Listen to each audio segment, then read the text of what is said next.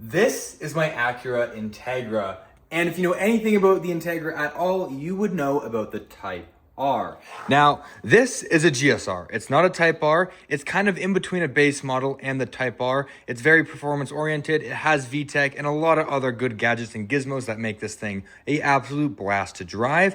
However, there is one thing that the Type R got that a lot of people glance over when they're talking about the differences between base model, the GSR such as this, and the Type R, and that is the strut bar. Now, this strut bar right here, what it does is it stiffens up the chassis, specifically in the front. It makes it a lot more easy to pitch the car, maneuver it, and it makes it a lot more stable. Now, this strut bar, if you don't know, this one is out of a Type R. This is not the original strut bar that came in this car, but rather this is one that came out of a Type R. And while it is quite good, it is not the best strut bar you can get. Now, tons of different companies have made tons of different styles, but one that I've come to hear about is one from Circuit Hero. And what makes a Circuit Hero strut bar really, really good is the fact that not only does it attach from the actual strut towers where your coilovers are mounted to, but it also goes back to the firewall, meaning it's a 3-point. It's got an extra spot where it connects to the car and increases chassis rigidity.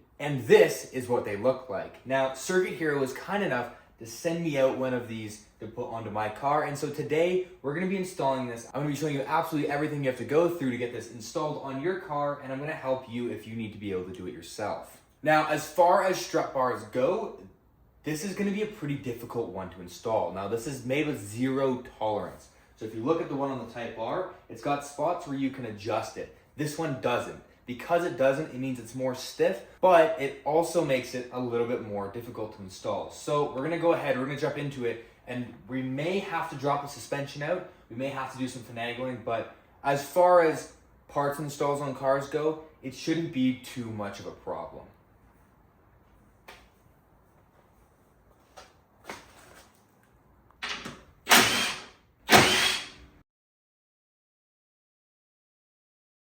All right, so now very, very loosely, just kind of putting this thing in the general space it's going to go, I've figured out kind of where our mounting locations are going to be.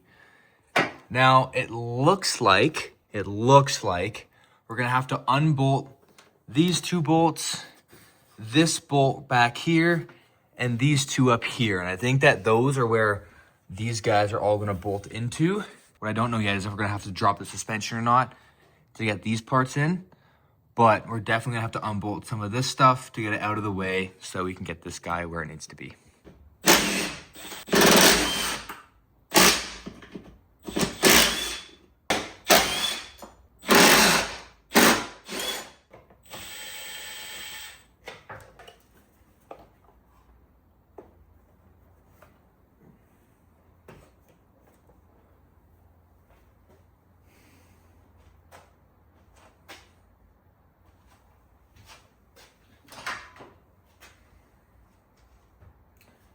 All right, now this is kind of the moment of truth. We've kind of gotten a lot of this stuff out of the way-ish. Now, it's gonna be hard to kind of figure out. I'm gonna run this over top. Yeah, that's how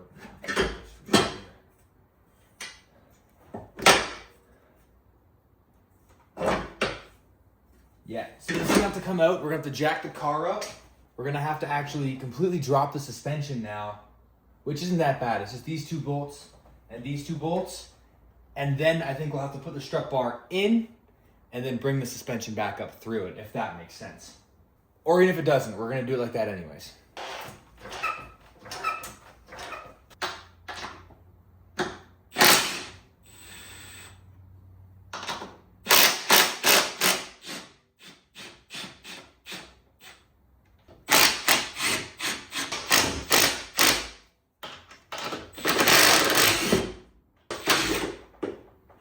Okay, let's try this again, shall we?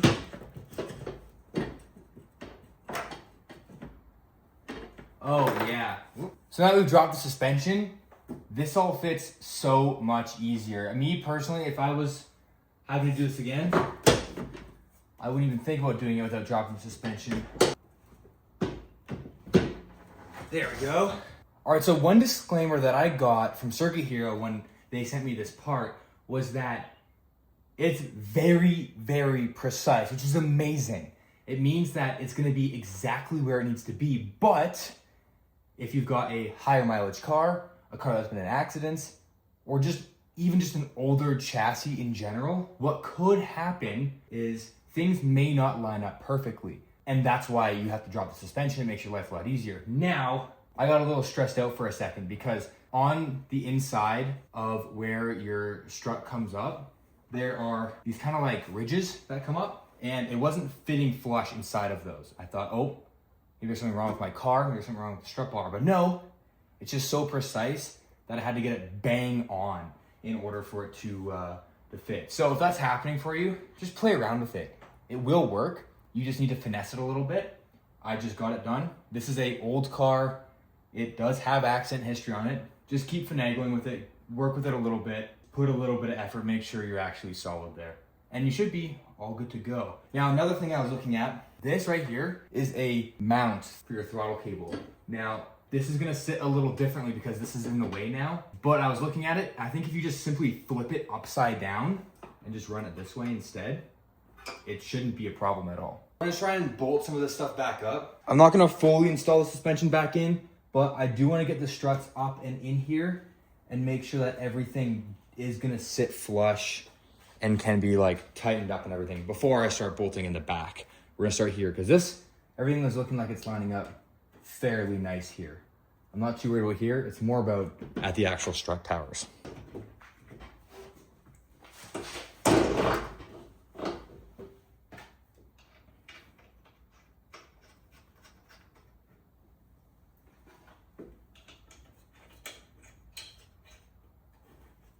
Oh, okay. That was a lot easier than I thought it was gonna be. That was real time. All right, so just push this side up. Now, these are those kind of grooves that I was talking about that kind of stick up. That can be a little tricky, but everything's fitting good in here. We got these sort of started. Now, this is a little aftermarket ground strap that I have, but luckily, it just runs straight through here. You can hardly see it, but it still does its job, so that's nice.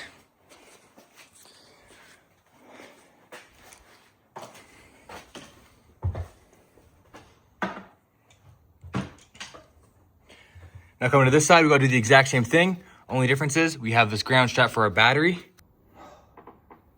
All right, now I'll get this one properly bolted up when we get the suspension fully set up because we don't really have enough threads right now to get this guy on. But once everything else is bolted up, we get the suspension fully brought up, then we'll be good to rock and roll. All right, so now we're gonna move on to bolting on right at the back here. There's a couple of bolt holes, a couple of bolts to be pulled out from other accessories, other things that are bolted on here. Things like our fuel filter and whatnot, we're gonna get all of these put back in here, and it, for the most part, looks like everything is lining up. As you can see here, we do have a little bit of flex here because it's not fully bolted down, so we should be good to get everything back to where it needs to be.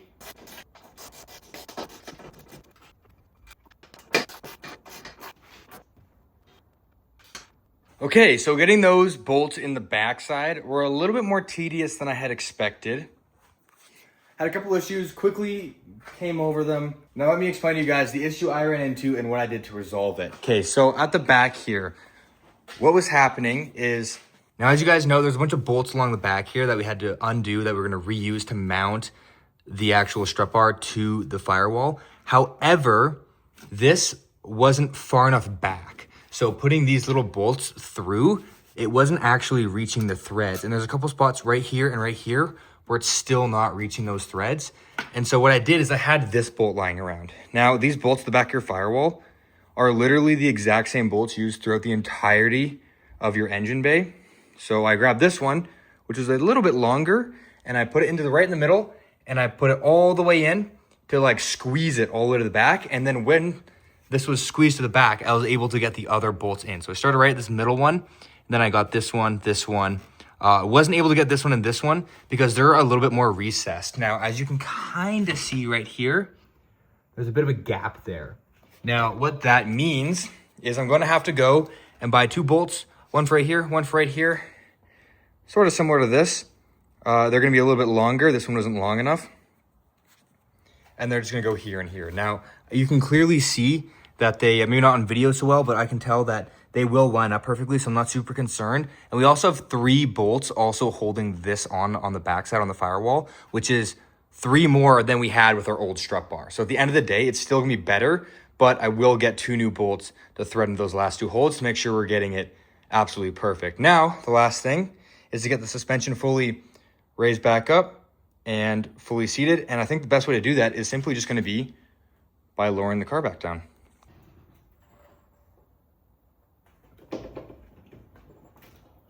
I think just like that, we're good to go.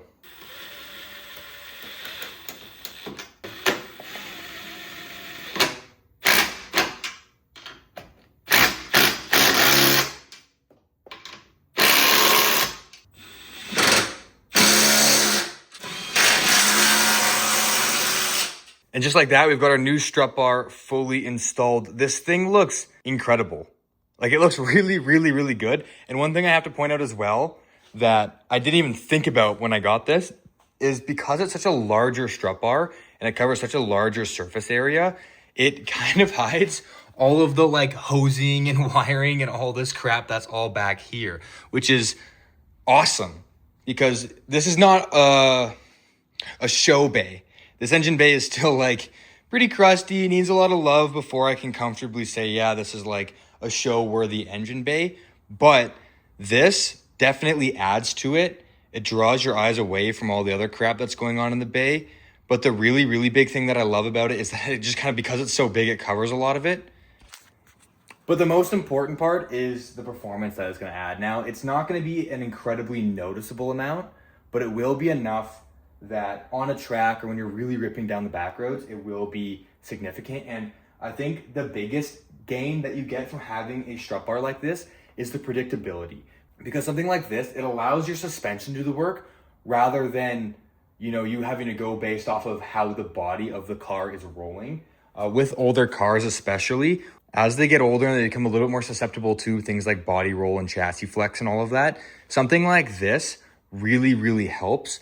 And it puts all of the load on the suspension rather than on the chassis itself, which is awesome and why it becomes a lot more predictable. And it's something you can rely on rather than just like, oh, you know, the chassis is going to probably flex, you know, it really will make a difference in that sense. And that alone is enough reason to want to get one of these. It looks incredible. It looks so good, and they're very reasonably priced. So if you want to get one of these, head over to Circuit Hero. I'm going to have them tagged down in the description so you can go get one of these for yourself. Also, a huge thank you to Circuit Hero for sending me this. I am so stoked to have it on the car. It looks absolutely incredible. I could not be more happy with it. And I know another thing that a lot of you guys are probably wondering about is like, it's not perfect. As you can tell, there's little bits of surface rust and it's bare metal. Now it comes like that. But the concept with this is that you're supposed to paint match it. If you want something like this in your bay, it's made for you to be able to go and take it and paint it and do whatever you want with it. They do say you should get it coated. You should do all of this stuff. This is a performance part. This isn't a show car part. That's why it doesn't look super show car-esque. But this is something I would definitely recommend going and painting and all that. However, one thing they also do say is make sure it fits first. Do a test fit because you're not going to be able to return this if you paint it. Anyways, once again, thank you to Circuit Hero for sending me this. Thank you to you guys for watching the video. If you guys have any questions about this, let me know down in the comments. It's a very interesting part. And I was a little worried about the fitment being off, but as you can tell, it's absolutely perfect. At the back, it fits real good. Right here, again, also fits really good. This is very much one of those ones, though, that you have to be aware that if your chassis is a little bit messed up, a little bit bent, this probably won't fit because it's such an exact fit. Anyways, like I said, thank you guys so much for watching. I will see you in the next one. Let me know what you guys think and what kind of content, what kind of parts you want to see me do on this car next. Peace out, and as always, keep it fresh.